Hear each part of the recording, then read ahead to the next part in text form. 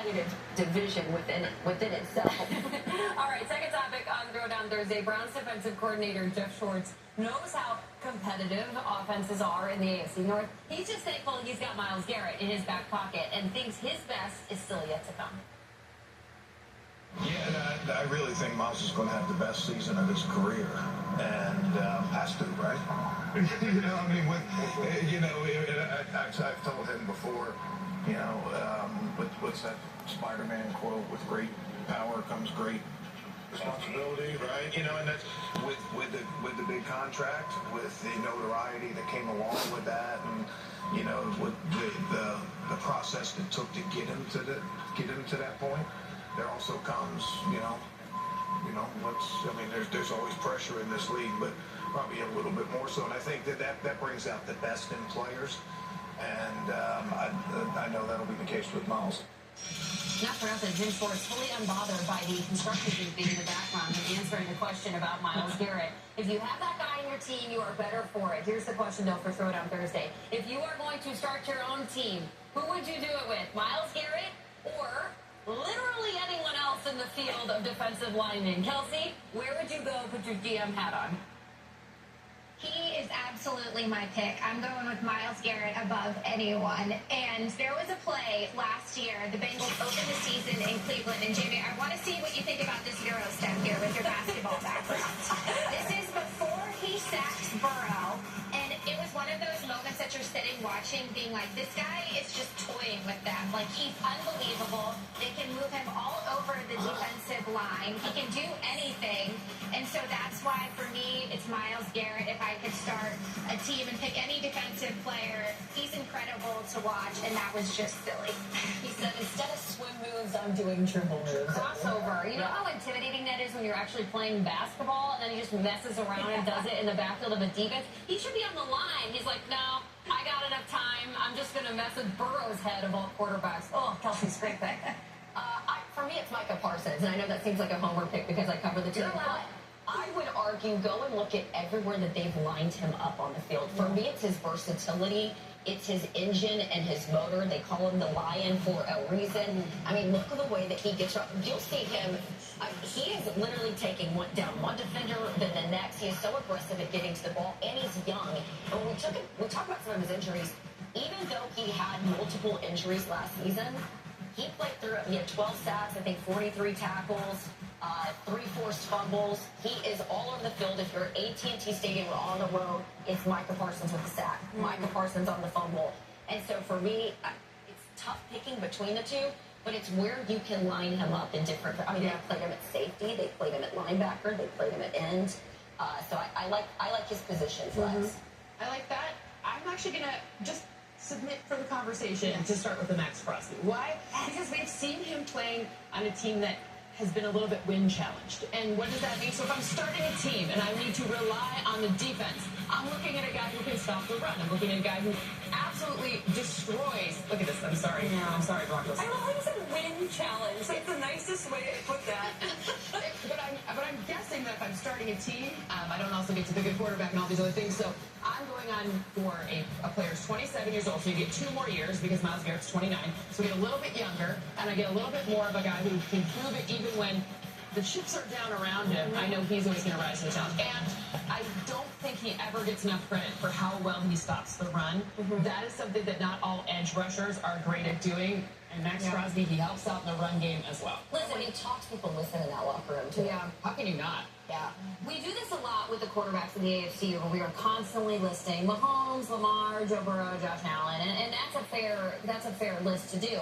Kelsey, I gotta ask, when we're talking defensive linemen and guys who can start a team with, we're going Myles Garrett, Micah Parsons, Max Crosby. Is that detrimental to what Trey Hendrickson is going through in Cincinnati? Absolutely. And that's where this is such a complicated situation that for the last 2 years, this has been something that I've had to cover a lot because the market keeps resetting. And Trey Hendrickson's side of it has been, I shouldn't have to apologize for Myles Garrett and soon to be Micah Parsons resetting the market. And the Bengals don't want to pay him, and he says he's not asking for Myles Garrett's type of money. But Cynthia, he thinks he's at the level of a Max Crosby.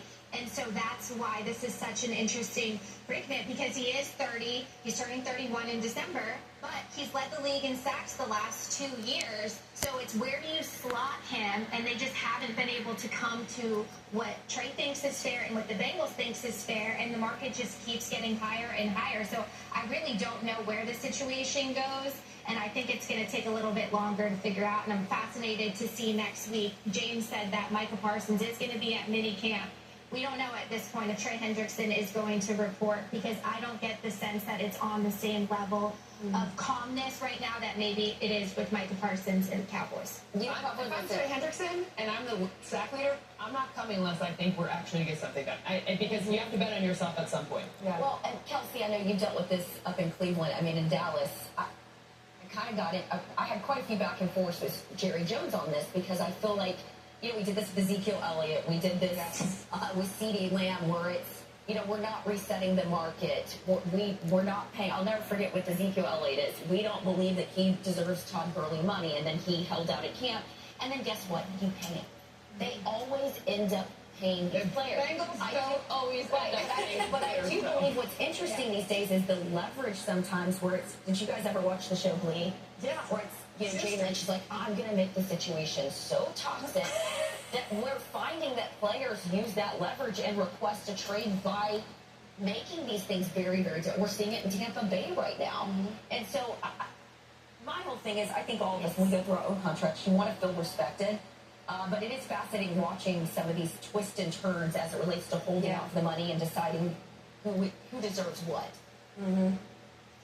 But just to follow up on that, Jane, the only reason it might be different than that, where you say they always end up paying them, is that the Bengals already paid their 2 wide receivers a ton of money this offseason. Trust me, Kelsey, we did it in I'm not really Dallas. sure We got to pay Dak Prescott. But they find ways to move the Triple money. Crown winner without a contract first. That never happens. Other places that would not have happened. And then to make matters worse, Kelsey, is the fact that you have a first-round draft pick who also's deal is not done right. Like, I'm sure Louis and Arumo, for as much as we all love him at the table, is like, guys, give me a guy, pay a guy, and I can move forward with this. I mean, it must make some of the media interactions Like, I'm going to Indy.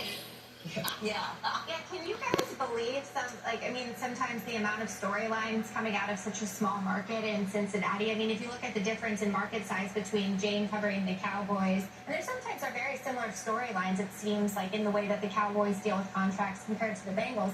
But yeah, I mean, next week there could be a chance that the Bengals don't have either their first-round pick, Shamar Stewart, practicing, or Trey Hendrickson, and those are 2 of their, starting defensive ends that they're counting on to what we talked about so much this episode is the slow start. So the Bengals, it's got to be something that they got to figure out, because not having either one of those defensive ends next week in minicamp, I don't think is an ideal situation for anyone. Isn't it fun when we're trying to enjoy our 1 month of summer from mid-June to July, Kelsey, and we're constantly on standby to see if this thing's going to happen? Oh my gosh. Micah Trey.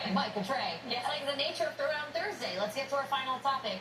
Kelsey already brought it up. It's Myles Garrett doing the crossover. Let's bring basketball back into it. Inside the NBA legend Shaquille O'Neal joined the Kelsey brothers on their podcast and told them that he could have made it in the NFL if he had stuck with football. Explain yourself, Jack.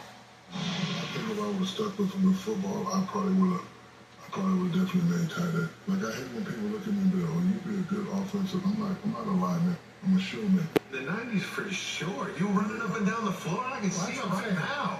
If people that say that don't remember Orlando, Shaq, right? They don't remember him running the court like that. That's what they don't remember.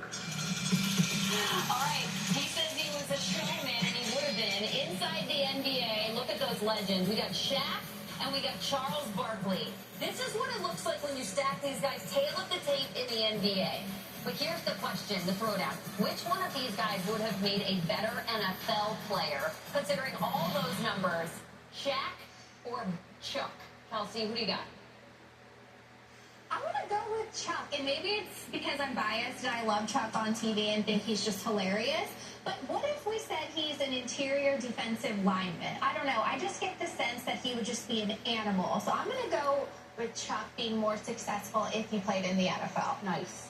I'm going with Shaq. Why? Because in those 19 seasons, they should have added this to that chart we saw before. 59 times he fouled out of a game. The most in NBA history. You don't think an NBA player likes contact? Oh, you know who likes contact? The 7'1" guy. That's who likes contact. So